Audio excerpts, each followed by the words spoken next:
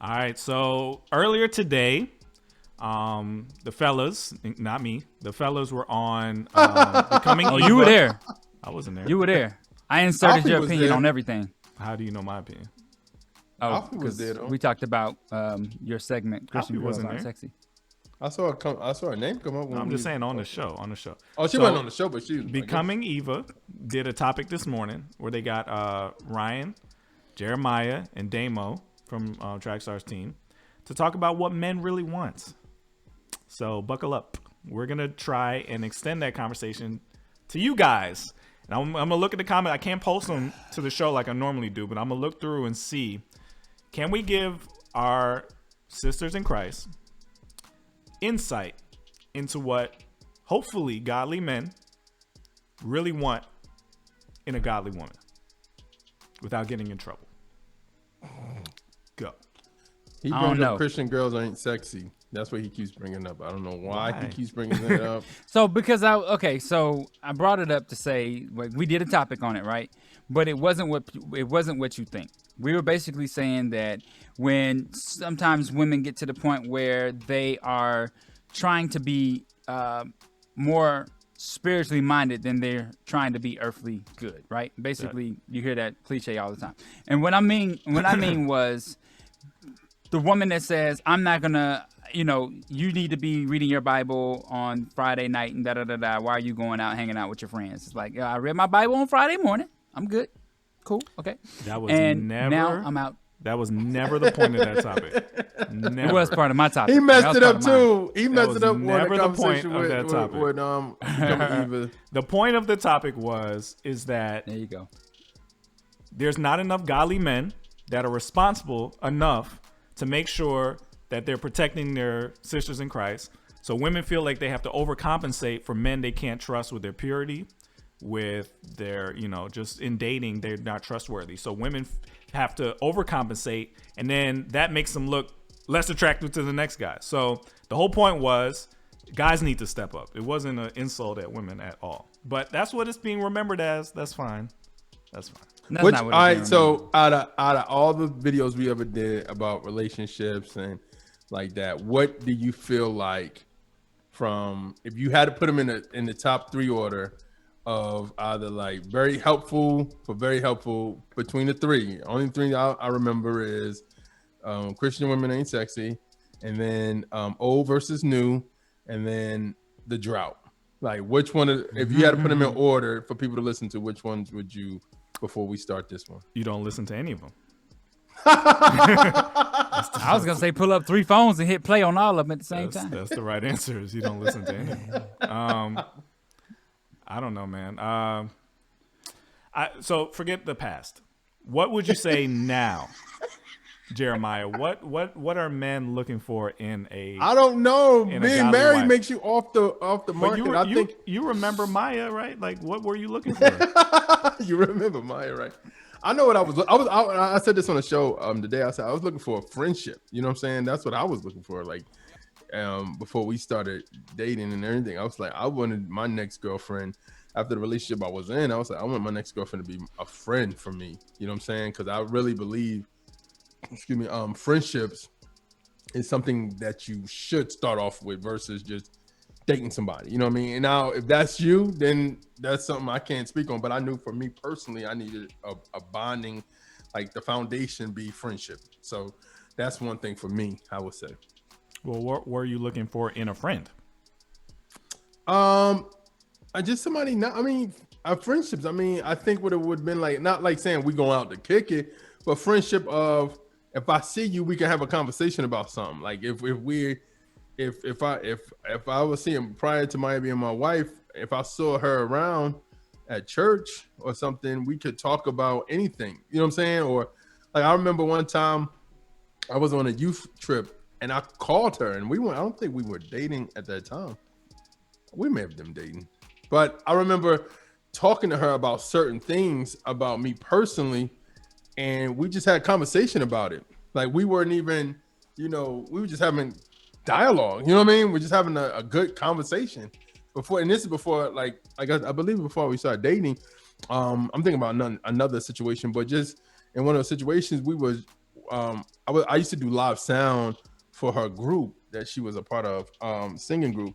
And I was going, and she sat next to me, and we just had a conversation, and we were just friends. It wasn't no ill, it wasn't no ill motives. It was just like she sat there, and we conversated all the way to the venue. You know what I'm saying? Like, so that's what I'm saying. Like, friendship was like if I heard something bad about her in that time, I'll be like, yo, we need to help her out. You know what I'm saying? Like, just like being a friend to her. And I think that's, for me personally, the best foundation was friendship, in my opinion.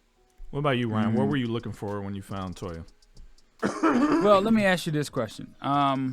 Yes. After I answer this question, after I answer this, let's flip it to not so much what guys want, but what guys are looking for, or what guys are not looking for, right? Because I think that's a bigger, broader conversation, because I'm looking at the chat right now, and I definitely want to go to that. So what I was looking for was, like I said, a godly woman, a woman that knew she had a relationship with Christ, right?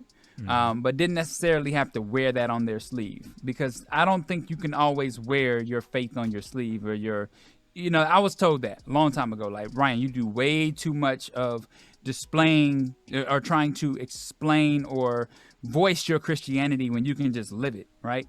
Yeah. And that was some really good advice that I took, because I used to be like, oh, I'm waiting until I get married, and and I don't drink, and I don't smoke, and I thought about all these different things that tried to, like, I guess I was putting a halo on myself, and it necessarily had to just be, hey, be quiet. Be a Christian, be a reflection. My sister, who has never been on social media, who's never been big about sharing her life and her story, was a awesome example of a single, godly Christian woman. And no one ever had to know what her lifestyle was like. She just lived it. And so that gave me pause to say, okay, let me stop breathing all this stuff on the mic about who I am and just be who I am. God recognizes it, and he'll send the person that will see that too.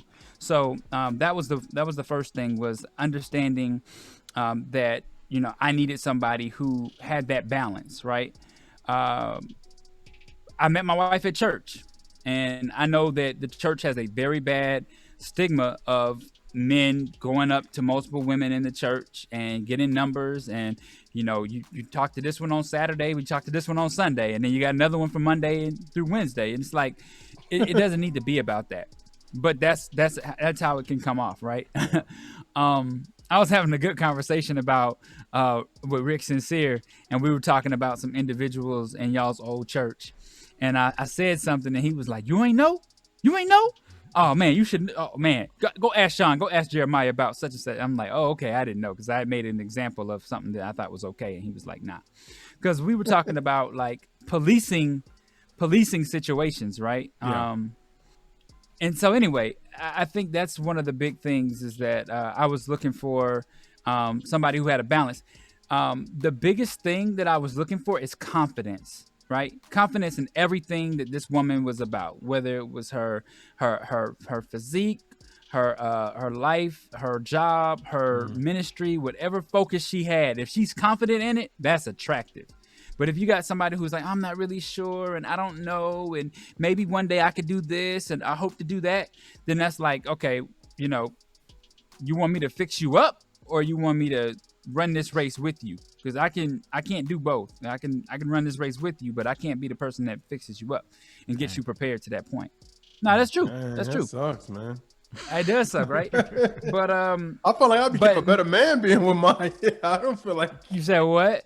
No, I mean to your point, what you just said, I feel like Chris, that prior to getting with Maya, like before then, was totally different than I am today. Like it's certain situations where my responsibility as being a husband, or even just being a boyfriend, had made me step up versus just being a single man. You get what I'm saying? Like, and I think that's when you say what you just said, I laughed at it, because it was like, I think you can build somebody up. I think in a relationship, that's what a relationship is supposed to do. A relationship is almost like the scripture that's talking about iron sharpens iron. It's supposed to be like those blades supposed to shape each other. No. I didn't mean that, Jeremiah. I meant I can't be your foundation of what you building up to the person that you need to be, like the person that you're supposed to be. You see Oh, what I'm saying? that's Like if you Jesus' don't have job. confidence, Yeah, that's the Lord. if you don't have confidence in yourself and you second guess everything you do, I'm not here for that.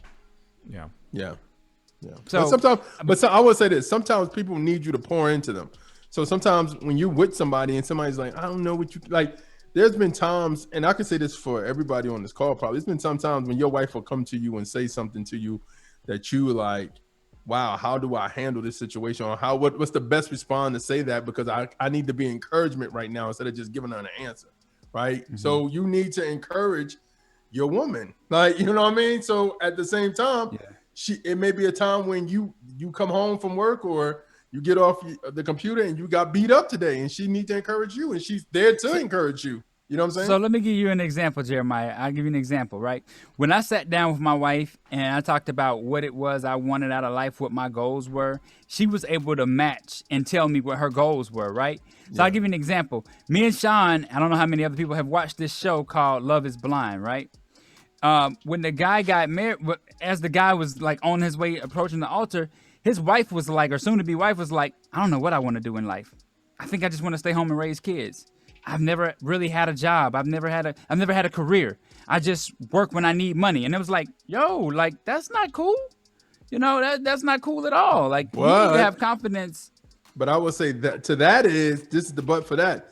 You getting together may develop something inside of her that would say she may not know what she wanted to. She may just wanted to be a housewife, but then getting with you and your business, she may be like, oh snap, I may be called to be an entrepreneur. I may be called to be some type of a president or vice president to your corporation because I see I'm good at administration. So that's what I'm saying. You can't neglect what you say. Now I understand when you say sometimes for women though, I would say sometimes women now are to a point where they're looking at a man like, if you don't got no purpose, we can't date. If you don't know what you want to do in life, that's a big red flag for some. So that for a man for me, honestly, I could be like, I know some men that was like, that's a challenge for them to help a woman find what she's supposed to do. Not her purpose, but help her come like not that guy. Help her come out to be like, wow, when I got with him, I didn't know, prior to me dating my husband, or marrying my husband or dating whoever I was dating, prior to him, I didn't know what I wanted to do in life. But now getting with him, I know what I'm supposed to do in life. You get what I'm saying? That's nothing wrong with that. I just feel like at your mid-30s, I have this conversation with an actual friend of mine, right? He's like, I don't know what I want to do. And I'm like, dude, you're 38 years old. Like, what? Because some stuff doesn't. Okay, let me tell you something. Sometimes in life, when something beats you, let's use Trackstarz for example. In Trackstarz, in all three of our minds, I'm sure we all thought Trackstarz should be a certain place right now. But the average person would be like, y'all did this for 15 years, and like, really? Like, y'all really did this for 15 years? Y'all should be XYZ now. Why y'all really did that for 15 years? Like, that's dedication. I don't know, man. Some people would have quit doing this for 15 years and just get an award today. You get what I'm saying? Like, so just here's getting the recognition. thing, so I'm saying what I'm saying is that sometimes in life, you think one thing, you could be thinking, yo, I want to be a doctor. But then you start taking tests for being a doctor and you like, this is hard as garbage. I don't know if I could do this. You know what I'm saying? And that makes you fall away. So there's some people, and it's sad. No, it's not sad, but it's sometimes in life, you may want to go one direction and God may want you to go another direction. So you may be fighting that direction. God may say, hey, I want you to preach, but you like, hey, I want to be a rapper. You know what I mean? So it's you're fighting that thing. And then if that doesn't work out for you, you could be like, I don't know what to do. You know what I mean? That's real. That's real life. I think that if people were to look at our story and see where we came from, like I had this conversation when I was at Flavor Fest with some brothers. Shout out to those brothers, not the same podcast. Awesome guys. Dope podcast too. Dope podcast. And Rob. And so the conversation we had was, we had a conversation about getting the check, and MC Nice was a part of this conversation too, right? Yeah. And we talked about people who got the check and they moved away from their purpose with God. They moved away from what God told them to do. I feel like Sean and I had an opportunity to take a check when we were in mainstream radio, y'all. We worked for the #1 station in the city of Atlanta, #5 radio station in the market for hip hop across the entire country. We had a chance to take that check and run and go a different direction, but we said we wanted to edify God. We said we wanted to make something that was so like it would elevate God's people and elevate the culture of music for God's people. And I think that with us deciding to go this route, we knew it was going to be hard. We knew it was going to be not supported. We see that happening with Christian entertainment, period. If you're not gospel or CCM or whatever, like they back you up in that situation. We don't have any backup in our corner. We had to make this up as we went along. There was nobody ahead of us that was just like, here's a check, here's the way to do it, here's the blueprint. We had to make it up. So I think when people look at Trackstarz and they say, oh, okay, y'all just got an award today, I think they're more or less clapping hands saying, y'all didn't give up on God and y'all got an award today for that. You know, I see it differently. I don't think people, the only thing I say that Trackstarz is indifferent about is whether or not we be able to do this full time. And we've come up with other methods to help us get to that level, but we're not there yet. Yeah, but so go ahead, Sean. I just want to get back to the topic because I want to help young ladies out. Like, what are guys looking for, right? So I think we're helping them with this conversation. I'll tell you what I was looking for when I found Alfie. I was really, really looking for a woman who loved God, right? So I wasn't like, you have to be this, and this. There weren't like requirements. You have to, whatever. It was your heart. Do you love God? Like, for real? Like, do you have a heart for God? Because I know if a woman has a heart for God, then whenever we get into situations or arguments or trouble, I know that we have an advocate that we're both going to. You see what I'm saying? Mm-hmm. If I know that whatever issue comes up in our life, we're both going to the same source to get the answer. It's not just about what we think, it's about what he thinks. That gave me confidence. So to see her heart and know that she loved God, like when anything about me that was godly, she celebrated, because that's what she valued the most about me. It wasn't anything else. It was, man, this guy loves God. So that was something I was looking for. But of course, she's fine. Okay. And I was looking for that too. I was looking at who is beautiful to me, like really beautiful to me, without makeup or trying hard or any of that nonsense, but just somebody that you see and it's just, the person is beautiful, right? That's what I would hope everybody would want, that you don't have to put on all this makeup or that's that confidence your hair I talked a certain about. thing. It's just but it's not about confidence. I think people have eyes for different people. To me, she was beautiful without any work. You know what I mean? And I think that's something you want from your partners, to see, like, to just see you as beautiful. That's important as well. I got an old video on one of my old phones, and we had like a only men's talking after destinations, and I remember Sean was like, I was not there. Yeah, you in there. Sean was like, I don't think Beyonce's a 10. And Rick was like, you believe in your heart. Beyonce's not a 10. Everybody's and not he was for like, everybody. that girl? No. Sean was like, that girl there? Everybody else may say she ain't a 10, but to me, to who I want, she could be a 10. To everybody else, she could be a 5 to you, but if she, for me, she my 10. And when you said that about Alfie, I just brought me back to that video. Yeah. I never posted it because they were like, no YouTubing, but yeah. Yeah, I just, of course that's important, because, you always hear me talk about, spiritual stuff. Of course, yeah. You want somebody to see you as beautiful without the effort, because when you're by yourself, you're at home, Friday night, you're not going anywhere. My wife is beautiful to me all the time. Yeah. So it shouldn't be like, oh, I got to do something to impress him or her or whatever, right? But honestly, it's just that pure heart of God, and somebody who is kind. Looking for somebody with a kind heart, because, again, when stuff gets hard, you want somebody that has compassion for you. right? Yeah.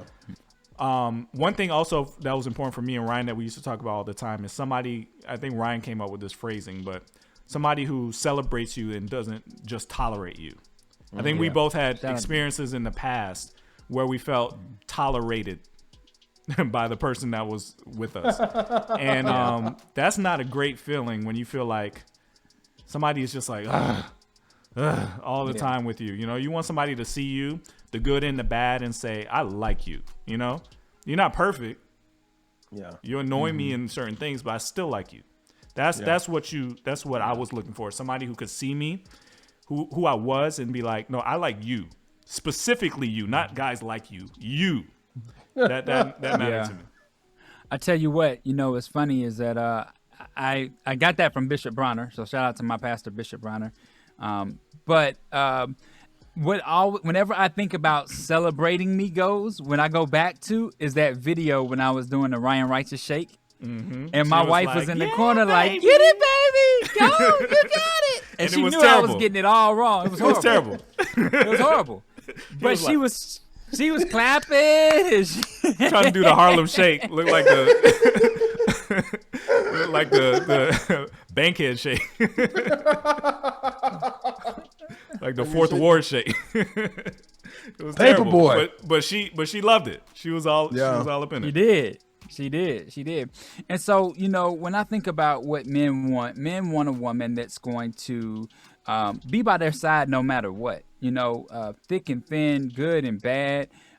When I took off, a year to try to run Trackstarz and help Sean full time, my wife was celebrating that. You know, we got on 100 radio stations that year. Yeah. That year, pushing. And my wife was celebrating everything. Hey, we just got a 12-station deal. Hey, we just got a 20-station deal. Hey, we got an 80-station deal. My wife was celebrating that the whole time. And even though, you know, I wasn't bringing in any kind of money, you know, I was getting, you know, some commissions from, the Independent Artist Spotlight and things like that. But I wasn't bringing home anything that was tangible. It wasn't building our family up. It was building up the kingdom of God and what my purpose was in that. And my wife celebrated that. And so that's important. Like, it doesn't have to always be about the tangible things that you can see in front of you. If that man can just, you know, give you a nice massage on Valentine's Day, but he wasn't able to buy you that tennis bracelet, appreciate the massage. And those are the things that I appreciated about my wife, was that she could appreciate me no matter what. And I needed that, right? I needed that. That was one of the things that I really wanted, was somebody who celebrated me and not just tolerated me. I wanted a woman that was about family. You know, my mother and my wife, they get along great. They actually, if you go through their phone logs, they have more conversations than me and my mom have. And I talk to my mom every day. Sean will tell you, he calls me and I'm like, I'm on the phone with my mom. And so same thing with my sister. They're like sisters. They do things together.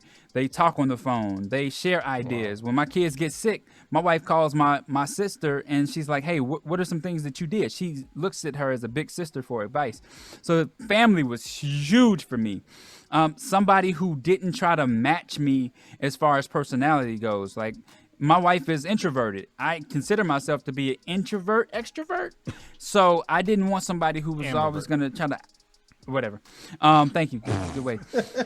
I didn't want somebody who was always trying to outshine or outdo me. When Becoming Eva does well, I celebrate that. When Trackstarz does well, my wife celebrates that. We celebrate each other on those wins. So that was really important, that somebody didn't see you as competition, or somebody didn't see you as inferior or superior to them. I'll say one more. This one might be controversial. This is just me, so don't take this as this is the gospel. This isn't the gospel. Oh no, you should see the chat. The chat has been like, she better be able to cook.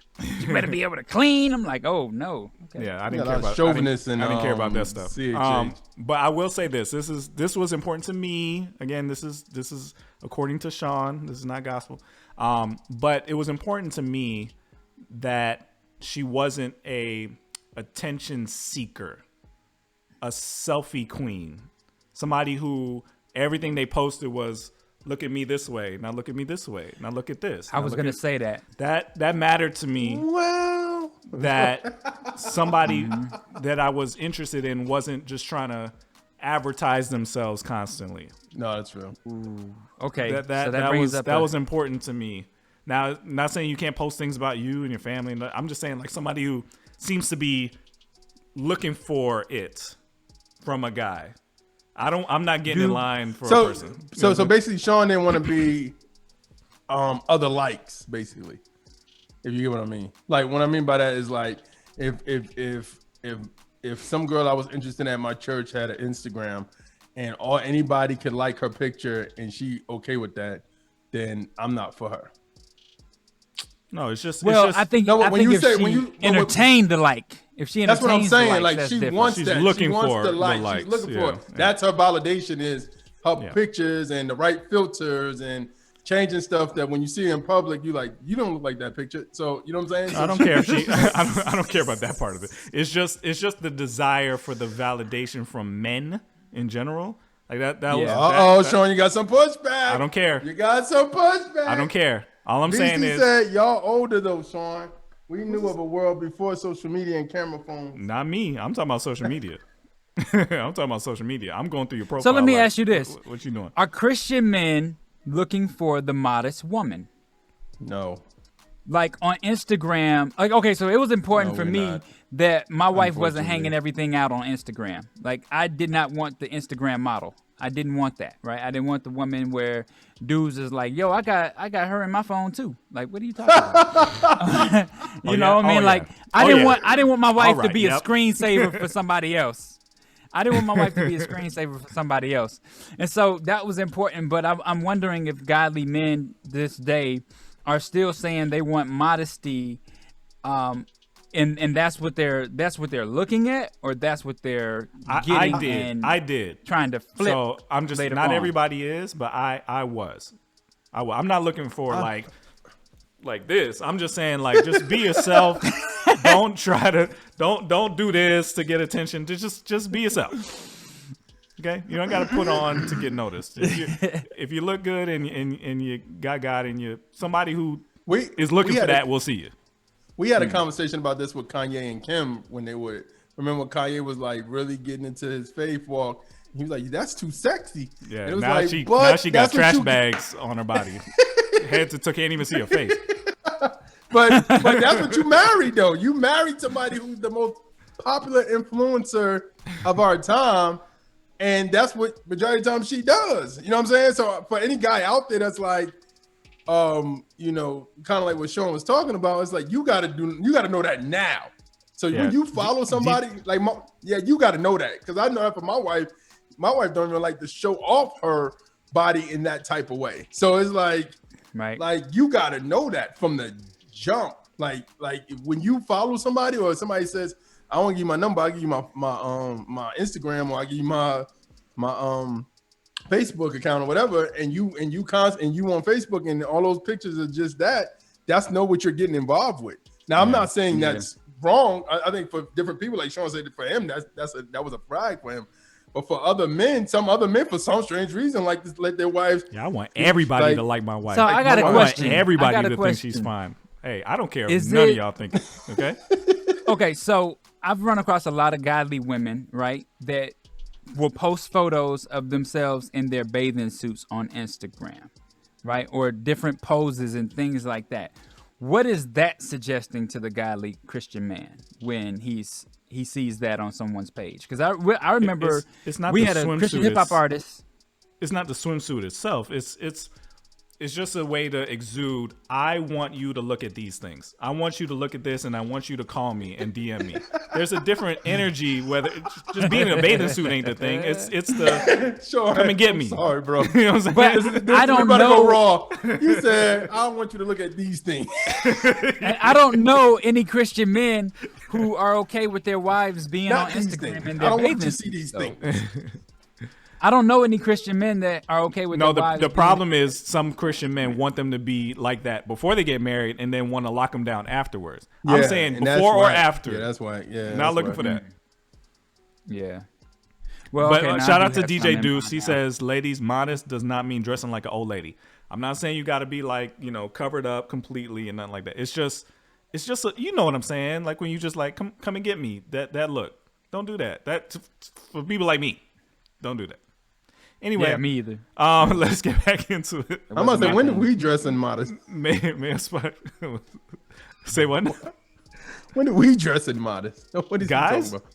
Yeah. Oh, yeah. I've never had my chest- shirt off on Instagram. I Ryan ain't never done has. that. Ryan has. Ryan be wearing tanks, all kinds That's of stuff. the ALS challenge. That was the ALS challenge. That You know was exactly something what I was talking about. Yeah. That was the ALS challenge. All right. Anyway, let's get back into it. We got in enough trouble today. You're in the field with the we Trackstarz. Ryan Righteous, Sean Tanner, DJ Jeremiah. Let's go.